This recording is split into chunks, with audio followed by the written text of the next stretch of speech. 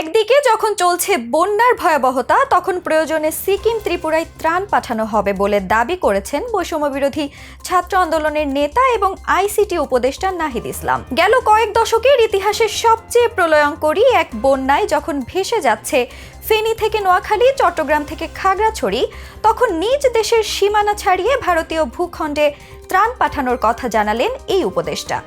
গেল কয়েকদিনের আকস্মিক বন্যা আর অতিবৃষ্টিতে জর্জরিত সাধারণ মানুষ। ফেনী জেলার প্রায় প্রত্যেকটি উপজেলা যখন পানির নিচে তলিয়েছে, তখন দেশ জুড়ে চলছে ত্রাণ তৎপরতা। আর সে তৎপরতায় যোগ দিয়েছে বাংলাদেশের সকল শ্রেণীর মানুষ।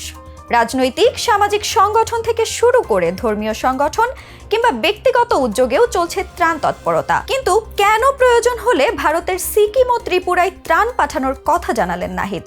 পাশাপাশি কোন দিকে আগাচ্ছে সর্বশেষ বন্যা পরিস্থিতি? ভারতের উত্তর পূর্বাঞ্চলীয় জেলাগুলোতে যেভাবে শুরু হয়েছে তীব্র বৃষ্টি, সে ধারা বিগত কয়েকদিন ধরে অব্যাহত রয়েছে বাংলাদেশও। গোটা অঞ্চলে রেকর্ড পরিমাণ বৃষ্টিপাতে তলিয়ে গেছে শহর, গ্রাম, বন্দর, দেখা দিয়েছে পাহাড়ি ঢল থেকে শুরু করে আকস্মিক বন্যা পর্যন্ত। কিন্তু সে বন্যায় বড় ধরনের ক্ষতির মুখে পড়েছে এই অঞ্চলের কয়েক লাখ মানুষ। ভারত এবং বাংলাদেশ দুই দেশেই মানবিক বিপর্যয় এমন অবস্থায় এসেছে যে মৃত্যুর সংখ্যা বাড়ছে দিনে দিনে। অন্যদিকে বাংলাদেশের ফেনী অঞ্চলে স্মরণকালের ভয়াবহ বন্যায় তলিয়ে গেছে গোটা জেলা। গতকাল অর্থাৎ 23 আগস্ট থেকে বৃষ্টি কম হওয়ায় পানি কমতে শুরু করলেও বিপদ বাড়ছে ঘরে ঘরে। উদ্ধার তৎপরতায় যোগ দিয়েছে বাংলাদেশ সেনাবাহিনী থেকে শুরু করে বিমান বাহিনী ও নানা উদ্ধারকারী টিমের সদস্যরা। পাশাপাশি চালানো হচ্ছে ত্রাণ তৎপরতা। ওদিকে দেশের চাহিদা মিটিয়ে প্রয়োজন হলে বাংলাদেশ থেকে ভারতের সিকিম, ত্রিপুরায় ত্রাণ সহায়তা পাঠানো হবে বলে জানিয়েছেন অন্তর্বর্তীকালীন সরকারের ডাক, টেলিযোগাযোগ ও তথ্য প্রযুক্তি উপদেষ্টা নাহিদ ইসলাম। গত 23 আগস্ট বিকেলে নিজের ফেসবুক আইডিতে এক পোস্টে এই কথা বলেন তিনি। ওই পোস্টে নাহিদ ইসলাম জানান, বাংলাদেশ জুলাই গণঅভ্যুত্থানের স্পিরিট ও দেশ রক্ষা ঐক্যবদ্ধ এবং যে কোনো সংকট মোকাবেলায় প্রস্তুত। বাংলাদেশের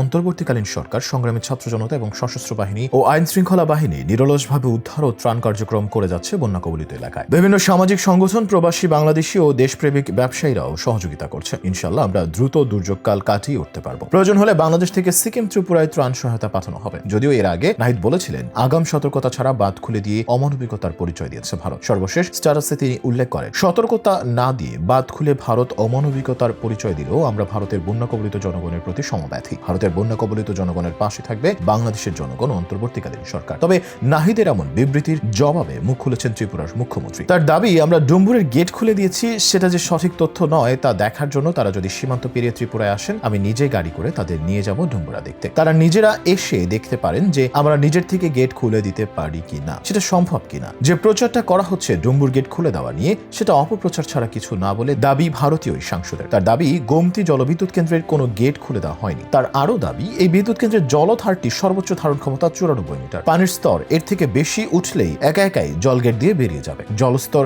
আবার নিচে নেমে গেলে নিজের থেকে গেট বন্ধ হয়ে যাবে। ত্রিপুরা মুখ্যমন্ত্রী আরো উল্লেখ করেন, 1993 সালের 21 আগস্ট ত্রিপুরার সাবরুমে একদিনে 247 মিলিমিটার বৃষ্টির রেকর্ড ছিল। আর এই বছর 20 আগস্ট একদিনে বৃষ্টি হয়েছে 375.8 মিলিমিটার। ঠিক 31 বছর পরে একদিনে এত বৃষ্টি হয়েছে। পুরো মাসের হিসেব যদি দেখি, আগস্ট মাসের 21 দিনের স্বাভাবিক বৃষ্টি হওয়ার কথা ছিল 214 মিলিমিটার। সেখানে বৃষ্টিপাত হয়েছে 538.7 মিলিমিটার, অর্থাৎ 151% বেশি। এত বেশি বৃষ্টিপাত হওয়ায় স্বাভাবিকভাবেই এত বড় বন্যা দেখা গেছে বলে মন্তব্য এই রাজনীতিকের। এদিকে ভারতের উত্তর পূর্বাঞ্চলীয় রাজ্য ত্রিপুরায় কয়েকদিন ধরে রেকর্ড ভারী বৃষ্টিপাত চলছে। ব্যাপক বৃষ্টিপাতের কারণে সৃষ্ট বন্যায় রাজ্যটিতে প্রাণহানির সংখ্যা বেড়ে দাঁড়িয়েছে অন্তত 22 জনে। নিহতদের মধ্যে রয়েছে নারী ও শিশু। এছাড়া হাজার হাজার মানুষ তাদের বাড়িঘর ছেড়ে আশ্রয় কেন্দ্রে ঠাঁই নিয়েছে। রাজ্যটিতে বন্যায় ক্ষতিগ্রস্ত লোকের সংখ্যা ছাড়িয়ে গেছে 17 লাখ। ঘটেছে বহু ভূমিধসের ঘটনাও। ভারতীয় গণমাধ্যম এনডিটিভির তথ্য মতে গত 4 দিন ভারী বর্ষণে বিপর্যস্ত ত্রিপুরায় বন্যা পরিস্থিতি গত 22 আগস্টেও ভয়াবহ অবস্থায় ছিল। এদিন দক্ষিণ ত্রিপুরায় কাদার স্রোতে চাপা পড়ে নারী ও শিশু সহ 7 জনের মৃত্যু হয়েছে। ভারতীয় আবহাওয়া বিভাগ ত্রিপুরার